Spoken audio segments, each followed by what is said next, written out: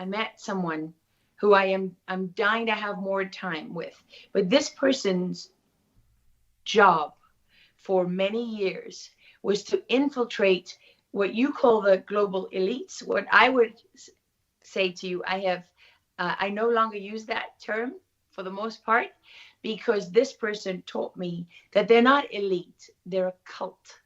That's what they are. That's a good term. They're a global cult. And why does that matter so much? Because it's accurate. It's about who they really are and what they really want, where they're taking us. They're not taking us to a world, of elites, right? They're taking us into the dark heart of a cult, where what do you have? You have people whose one single most important defining objective is to eliminate and eradicate God. And I'm telling you, this is what this person who spent years, he had to read. Apparently they have all this works and teachings and literature and so on and so on. I mean, he spent 2.5 years just studying everything from the rituals to the traditions to the ideology and so on and so on and so on, in order to be able to successfully infiltrate them at the UN level, right? I can't tell you which faction he was part of. I don't want to give too much away. But because one of the things I asked him is, I said, I get it, but I don't get it. The children. You got to, I have such a problem with this. You got to explain this one to me.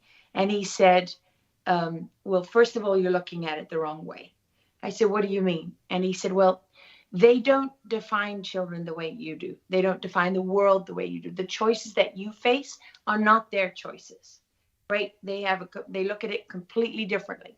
And I said, well, okay, so how do they look at it? And he said, for them, everything is defined by their one fundamental, all-consuming purpose. I said, which is what? He said, to defeat God, right? Because this is the moment. I mean, for them, it's about the real God. The true gods are them and Satan, right?